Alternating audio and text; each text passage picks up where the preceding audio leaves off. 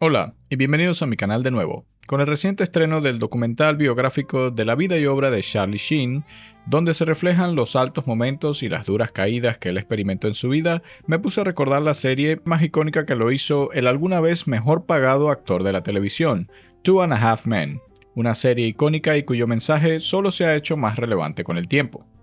Para empezar, hay que comentar que aunque no lo parezca, el personaje del tío Charlie Harper y Charlie Sheen son separables, ya que el personaje es una romantización del actor y, aunque no pudiese existir sin él mismo, no podría equipararse. Es un caso similar al de Chespirito o al de Charlie Chaplin. Aún así, creo que la gente debería separar mentalmente ambos personajes con diferencias claves que resaltaré más adelante. A pesar de ser una comedia actuada, esta serie no se hizo tan exitosa y tan popular si no hubiera dado en el clavo con su mensaje. ¿Y cuál es el punto de esta serie? Su premisa y puesta en escena para mí están basadas en un arquetipo tan antiguo como la humanidad misma, el hombre. Y en este caso, ¿cuál es el camino adecuado para el hombre del siglo XXI? Pudiendo evidenciar esto con las diferencias entre Charlie Harper, el hombre carnívoro, y su hermano Alan Harper, el hombre herbívoro, quienes se reúnen luego de años de separación debido al divorcio de este último. En medio de los dos está Jake, un niño inocente quien ahora debe vivir con su padre y tío, que lo exponen a distintas versiones de cómo debe llevar la vida el hombre. Por un lado está el tío Charlie, soltero, mujeriego, alcohólico y exitoso, libre de responsabilidades, pasando sus días para complacerse a sí mismo en una casa de Malibú.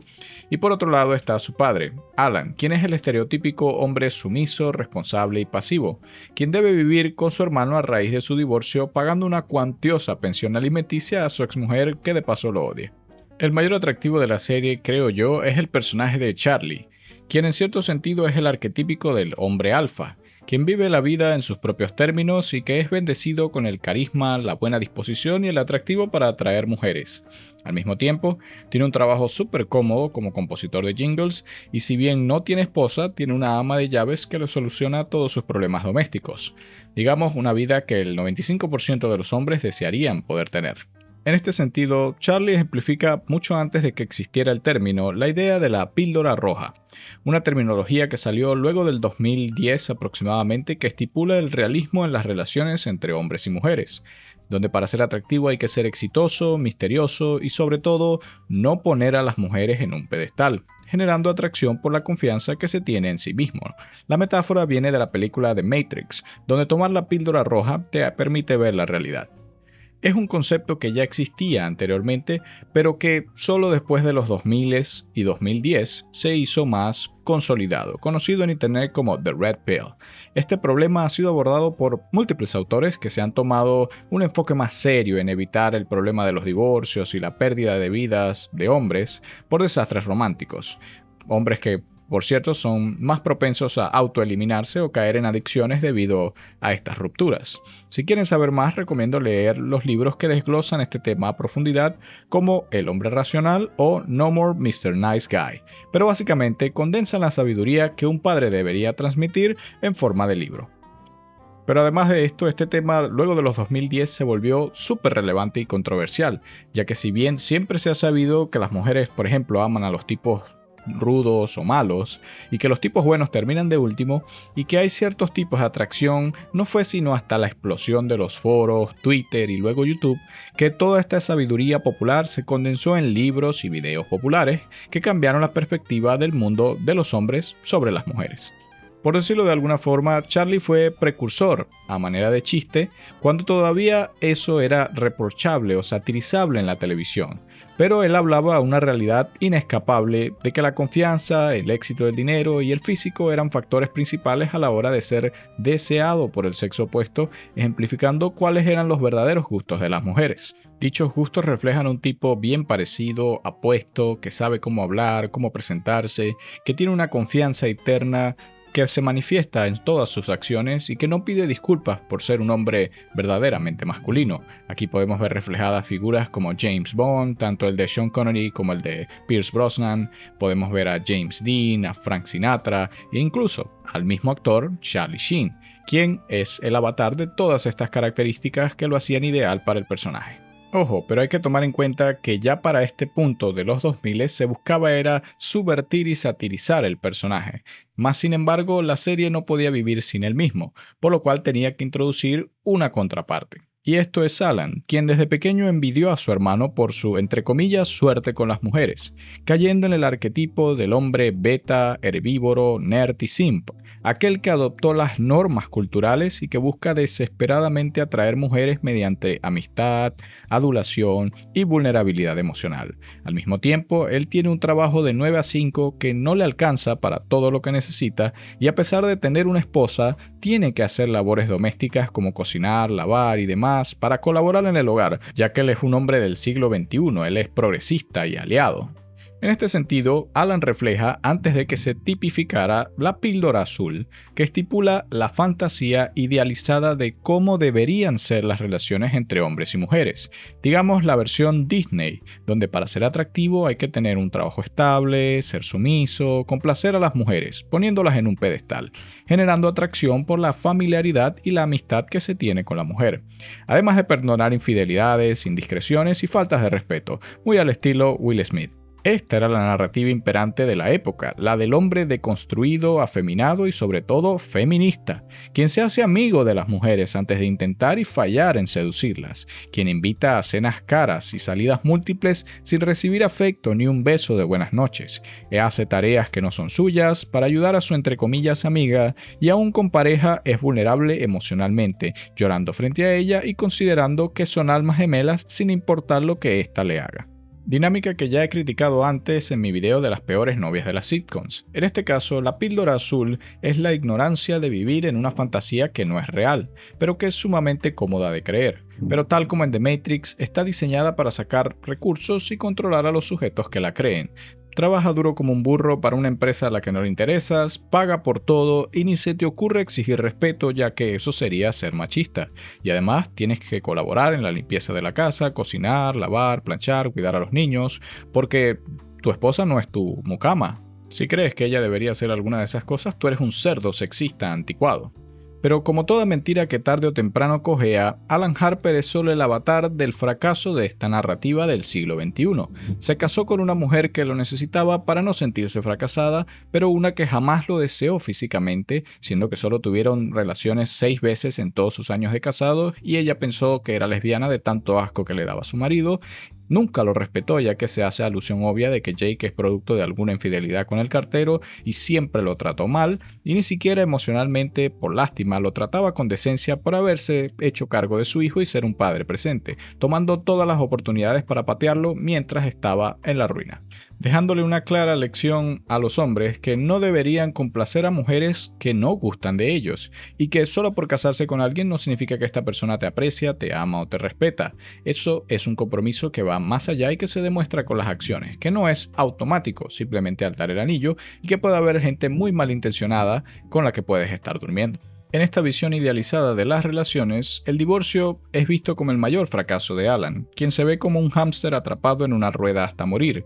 ya que a pesar de comprar una casa, un auto, ganar dinero y hacer todo lo que la sociedad le dijo, Alan fracasó en tener éxito ya que escogió a una persona que no lo quería, una ex esposa que de hecho es en exceso cruel, ruin y que le hace la vida post-divorcio miserable, con todo el peso que la ley y el Estado amparan, obligándolo a pagar una pensión inmensa que ella gasta como quiere y no en su hijo mutuo, metiendo a múltiples hombres en su casa mientras ella critica a Alan por atreverse a tener parejas luego de ella, e incluso criticando a Charlie por su estilo de vida como mala influencia para Jake, siendo que la principal causal de la ruptura de su matrimonio fue Judith. Bajo estos conceptos, la serie va a ser una lucha constante entre el mundo como quisieran los hombres que fuera, ejemplificado por Alan, y el mundo como en realidad es, ejemplificado por Charlie. Y en el medio estará Jake, un niño que hasta cierto punto es un observador neutral y que juzga basado en los resultados que ve, quien va tomando conciencia de los retos que le tocarán cuando crezca y se vuelva un adulto. Ahora veremos cómo en distintos aspectos la serie refuerza y critica ambas perspectivas, la del hombre herbívoro y la del hombre carnívoro, no de igual forma, ya que nos da una clara respuesta de que Charlie se acerca más a la verdad, pero con ciertos matices. Para empezar, hay que notar que aunque Charlie y Alan son hermanos, son productos de un ambiente roto. Su madre Evelyn no solo fue nefasta para manejar su crianza, sino que dejó en ellos una perspectiva muy torcida de la maternidad y de las mujeres en general. Charlie, como el hermano mayor, sí era consciente de muchas cosas, como el deterioro de la relación de sus padres, en especial su padre, quien murió intoxicado por una comida mal preparada por su esposa, pero que para él fue su padre quien se autoeliminó a sabiendas porque según él era preferible que vivir una vida junto a su promiscua, egoísta y siniestra esposa, por lo cual la idea de casarse se vuelve un tabú para él, y sus prejuicios se confirman cuando ve a Judith, la esposa de Alan, quien se parece mucho y le recuerda a su madre en su forma de actuar.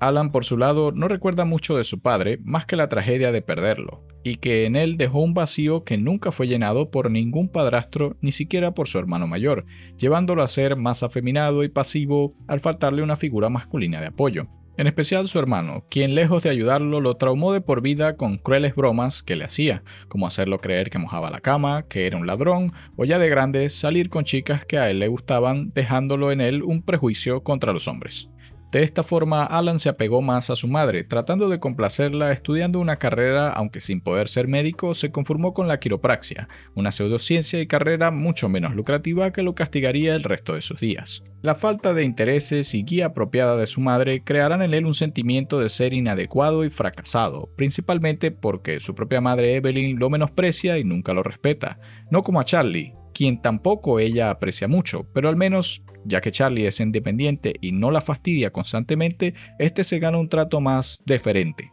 Claramente, ser hijos de una madre soltera, viuda y múltiples veces divorciada y casada fue para ambos el sello de que no podrían tener una vida normal. Charlie decidió desde temprano salirse del carril, beber y ser un buscapleitos, mientras que Alan decidió quedarse en casa siendo el niño bueno que obedecía todas las reglas para mantener la apariencia de normalidad, generando rechazo en su madre por ser tan adulador. Vemos aquí que la falta de padre lleva a reacciones radicalmente distintas de ambos. Uno excede en las tendencias masculinas de promiscuidad, de agresividad y toma de riesgo, y el otro suprime su naturaleza buscando ser monógamo, pasivo y adverso al riesgo. Ambos tratando a los golpes de superar esta pérdida. Lamentablemente, solo Charlie es capaz de salir de esta dinámica, ya que al tomar riesgo encuentra soluciones muy imperfectas a sus problemas, mientras que Alan, al ser adverso al riesgo, nunca toma una oportunidad en su vida y solo arrastra los problemas o los hace peor con su propia cobardía. Veamos ejemplos. Al saberse de la clase media trabajadora, Charlie decide ser músico, labor en la cual él fracasó por tener miedo escénico, pero aún así se convierte ese fracaso en un negocio personal de composición de jingles que probaría ser lo suficientemente lucrativo para tener una casa en Malibú, un Mercedes, una mucama a tiempo completo y un estilo de vida cómodo de salidas, hoteles, alcohol, prostitutas y demás. A pesar de no poder haber sido un rockstar completo, sí lleva al menos el estilo de vida de uno. Alan, en cambio, quería ser médico, carrera estable y lucrativa como ninguna, pero ya sea por falta de dinero, determinación o talento, falla en esta empresa, cayendo en la quiropraxia, donde aún así abre un consultorio y es capaz de comprar una casa, un auto y mantener un hogar, es decir, que tan mal no estaba. Su problema es que vivía en una casa de naipes, sin ahorros, por encima de sus medios, sin invertir su dinero, y su estilo de vida era una fantasía que estaba a una catástrofe de colapsar, como de hecho pasó, cayendo en una pobreza de la cual nunca se recupera. Esta es quizás la mayor diferencia entre Charlie el carnívoro y Alan el herbívoro. ¿De dónde vienen sus decisiones? De parte de Charlie, es de sí mismo. Él escoge centrarse en lo que le beneficie de momento a momento. Si es cierto, él es egoísta y libertino, pero al menos tiene un control del rumbo de su vida al atreverse a tomar riesgos. En cambio, Alan es otras personas, ya sea su madre, Charlie, su esposa o la sociedad. Alan escoge complacer a los demás buscando el beneficio de otros, siendo altruista y restrictivo con él mismo, tanto que nunca adquiere un control sobre su vida, ya que no se atreve a nada. Esto también se refleja en cómo se relacionan con las mujeres. Para Charlie, el sexo lo es todo, siendo el único motivo que muchas de sus relaciones comienzan y terminan, y solo en contadas ocasiones intentando formalizar alguna relación por amor genuino luego de intimidad, siendo que el sexo es la base de las relaciones románticas, si no estas serían platónicas o de amistad. Él es frontal y honesto, apelando al gusto genuino que siente por las mujeres, no las idealiza, ya que él conoce por qué ellas gustan de él, teniendo muchos amoríos con mujeres casadas y siendo amenazado por maridos por revelar estas incómodas realidades, que a veces el gusto es más fuerte que el compromiso. Por eso para Charlie el sexo es tan fundamental para el hombre que negarlo sería una blasfemia, que lo haría traicionarse a sí mismo. Por eso él quiere destacarse en eso. Lo más importante que él puede ofrecerle a las mujeres es el placer, ya que si bien tiene recursos para dar, él evade el compromiso, no tanto por el dinero o por quedarse sin el mismo, sino para no quedar atrapado en una situación donde tendría que negarse a sí mismo. Tal como de hecho le pasó en todos sus intentos de matrimonio que buscaban reformarlo como persona o como vio que le pasó a su padre o hermano, por lo cual para él el sexo no es opcional y necesita una variedad constante de parejas, siendo que él ve la monogamia obligatoria como una estafa o cárcel. Para Alan, el anhelo de ser querido y su identificación con lo femenino lo lleva a priorizar lo emocional antes que lo físico, cosa que usualmente lo deja en la zona del amigo o siendo engañado por las mujeres de su vida, incluso con su propio hermano, solo ocasionalmente teniendo sexo luego de mucho tiempo o esfuerzo como un simp, migajero o adulador. Nunca de forma satisfactoria para ambas partes, por cierto, Alan siendo aludido múltiples veces como precoz y sus parejas como sexualmente insatisfechas, recalcándose muchas veces la proeza y el libido de Charlie comparado con la impotencia y la incapacidad de Alan, cosa que viene de la aceptación del valor del sexo en las relaciones, que para Charlie es lo principal y hay que disfrutarlo por nacer de un gusto espontáneo, mientras que para Alan este niega la realidad de la atracción y el gusto genuino, sintiendo que debe ganárselo con esfuerzo, usualmente teniendo relaciones escasas e insatisfactorias. En él vemos un hombre reprimido en sus gustos, castrado, porque no es que a Alan no le gusten las mujeres o las relaciones sexuales, es que él mismo no se acepta como hombre, por no querer ser un mujeriego sexista como su hermano, pero que en secreto lo envidia, tanto así que hay otros, y hasta el mismo Alan, que tratan de infundir la idea de que él sea gay cuando no lo es, todo para negarle su libido natural, o cuando tiene relaciones monógamas, nacen de una insistencia, de un compromiso y esfuerzo artificiales. Las mujeres, al ser tan aduladas y pedestalizadas, terminan odiándolo por estas mismas actitudes que reflejan una profunda inseguridad. Irónicamente es cuando se parece más a Charlie que Alan parece ser más feliz o tener mejores relaciones. Pero esto nunca le dura, ya que no construye las relaciones en base a el gusto y la confianza mutua, sino en base al miedo de ser abandonado emocional o físicamente. Su falta de aceptación lo llevan a sabotearse constantemente. Aquí vemos que el tío Charlie opera desde una perspectiva segura y de abundancia. Se siente confiado en su habilidad de seducir, por lo cual es directo con lo que quiere, irónicamente siendo él más honesto que Alan, quien tiene la misma necesidad pero que la oculta para parecer más civilizado, más caballeroso o no ser tildado de sexista o misógino, cosa que en realidad lo frustra al punto de la locura, más aún cuando ve que las mujeres prefieren claramente a su hermano.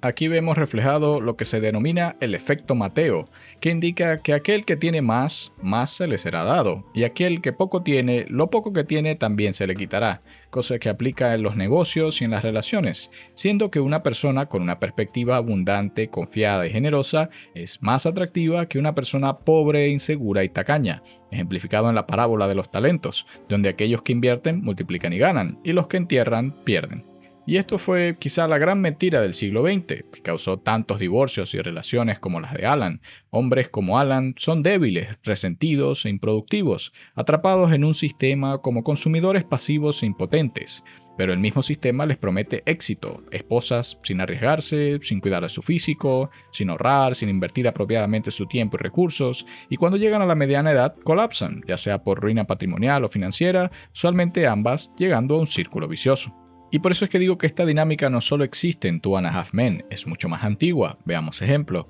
Dr. Jekyll y Mr. Hyde, James Bond y Q, Dirty Harry y Chico González, El Club de la Pelea con el narrador y Tyler Durden, Batman y Robin, películas como In the Company of Men o Swingers, e incluso en otras comedias televisivas como El Príncipe del Rap con el personaje de Will y Carlton, que en la vida real resultó ser una vil mentira, pero bueno, o en Friends con Joey Chandler o Joey Ross. En todos lados veremos esta contraposición del hombre confiado, asertivo y dominante, exitoso con las mujeres, con el hombre inseguro, pasivo y sumiso, desafortunado con las mujeres. Y no es casualidad, es un arquetipo tan común que es inescapable en la cultura. siendo el primero una figura aspiracional para muchos y el segundo algo más como un retrato deprimente y realista de la vida del hombre promedio. Recordemos que muchas veces en la serie se alude a que vivir bajo este estereotipo del hombre beta genera tendencias depresivas, envidia y celos, volviendo al caso de Alan, que muchas veces tiene esta infundada creencia de que la mayoría de los problemas que tiene no son culpa de él, pero sí lo son. Por ejemplo, Charlie como hermano le ofreció que no se casara con Judith, incluso le iba a dar dinero, pero este no le hizo caso a Charlie, quien le advirtió que claramente esa mujer no lo quería genuinamente, viendo un potencial desastre en su futuro. Por otro lado, Charlie como hombre dominante sí perjudica a Alan, acostándose con su abogada y arruinando su divorcio y sentenciándolo a perder su casa y pagar mucho dinero cada mes. Aunque yo diría que de nuevo esto es más culpa de Alan, quien pudo haber despedido y denunciado a su abogada por mala praxis y apelar la decisión, pero una vez más prefirió perder y quedarse a vivir con Charlie, también haciéndolo responsable de su propia indiscreción. Así como lo siguió haciendo luego de los posteriores fracasos románticos o de negocios que tuvo, Charlie siempre estuvo ahí para ayudarlo, con una burla apropiada por supuesto por ser tan desobediente. Ahora bien, hablando de estilo de crianza, estos también reflejan los problemas y resolver de cada uno. Alan quiere que Jake sea correcto, buen estudiante y obediente, que según él le llevará una mejor vida que la suya,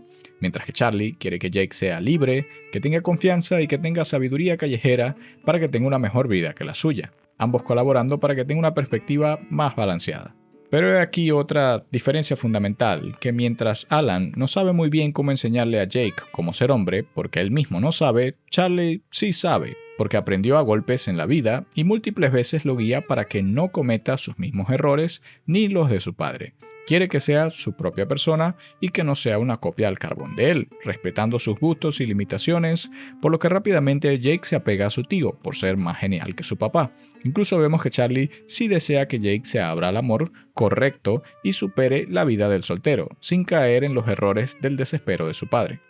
Creo que la serie claramente habla de los excesos, pero siempre refleja que Charlie tiene una mejor vida que Alan, ya que al excederse y siendo temerario tiene mucho y su problema es no poder contenerse o establecerse bajo el marco tradicional de hombre casado y con hijos, una vida que es idealizada por muchos, pero que no es tan fácil de obtener o mantener, mientras que Alan excede pero en cobardía, siendo muy pobre económica y psicológicamente, llegando a tener tan poco que tiene que conformarse con las migajas de otros, el migajero por excelencia.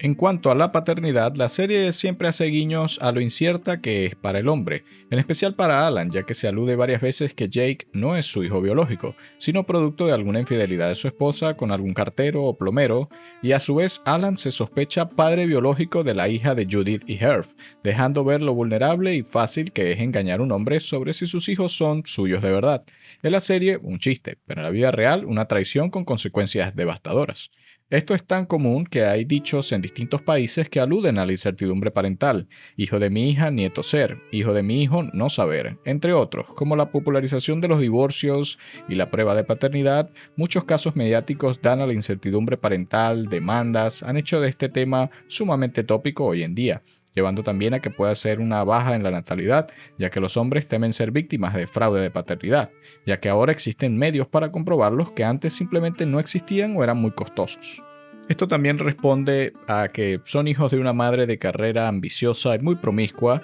teniendo Alan y Charlie tres padrastros que nunca son significativos en sus vidas para suplir ese rol de padre verdadero. En cuanto a Charlie, quien se mantiene soltero, este es engañado por una mujer para que le envíe dinero a su hijo Chuck, quien en realidad es un niño que cuidaba y que solo lo vistió para que se pareciera a Charlie y causarle esta idea en su cabeza de la paternidad responsable. Y luego en las temporadas malas aparece una supuesta hija de Charlie que actúa como él y que él mantenía en secreto enviándole dinero, pero nunca se tiene certeza de nada.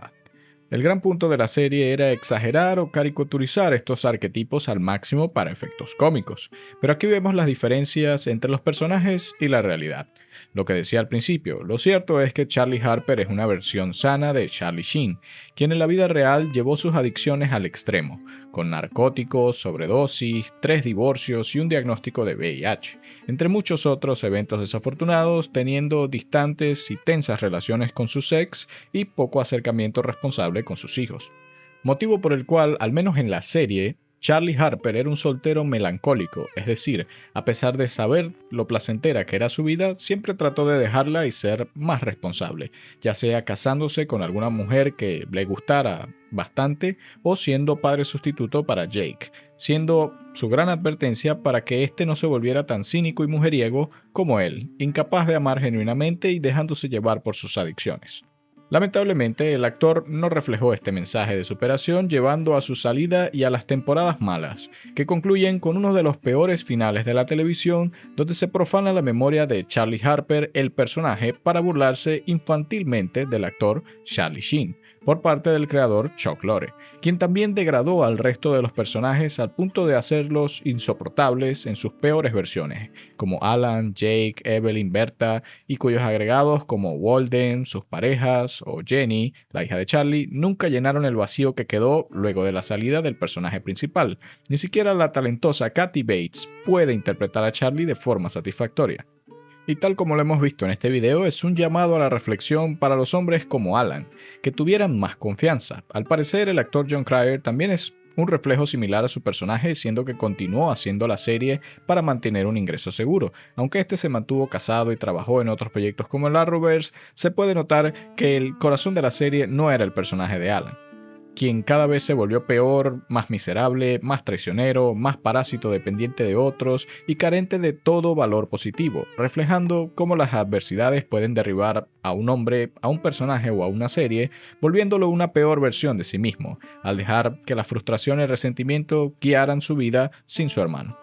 A veces a mí me gusta pensar que a pesar de no tener un buen final, yo puedo separar lo bueno de la serie de lo malo, escogiendo de dónde tomo las lecciones de vida o arcos emocionales que resuenan conmigo, es decir, no tomando lo que no sirve ni conformándome con los declives de calidad o los rellenos. Así que en mi mente creo que Charlie Harper, el personaje, dio las lecciones que tenía que dar, y aunque su final es trágico, inútil e insatisfactorio, eso no le quita lo que aportó como ejemplo de lo que debes hacer y evitar como hombre en esta vida. A manera de conclusión, la gran lección que deja atrás Two and a Half Men es que un hombre en el siglo XXI es un ser a la deriva, con dos caminos muy distintos, con una sociedad que castiga o recompensa duramente las decisiones de vida que tome el hombre, siendo que el apego al realismo siempre dará mejor resultado que el mundo idealizado Disney que no existe. A título personal, espero parecerme un poco más al tío Charlie sin caer en sus excesos. Prefiero mantener la buena disposición de aprender de Jake y evitar a toda costa tener una vida parecida a la de Alan. Creo que ese es el camino que la serie trataba de mostrar antes de su desafortunado y abrupto declive de calidad. Pero bueno, aquí nos quedamos con algunas sabidurías del tío Charlie. Aprendí que el hombre que se involucra emocionalmente es abusado. Aprendí que el hombre que se casa es un afeminado. Aprendí que el mejor modo de que no te rompan el corazón es fingir no tener uno. Pues no tendré más relaciones. A partir de ahora seré como tú. ¿Por qué quieres ser como yo? Porque jamás te enamoras de nadie y así jamás te lastiman. Jake, escúchame. Es horrible que te hagan daño, pero el amor es la más hermosa y noble de las emociones humanas. Es lo que le da esperanza al hombre, es lo que le da significado a la vida. No le des la espalda al amor, Jake. Yo lo hice y lo lamento cada día. ¿En serio? Que me parta un rayo si estoy mintiendo.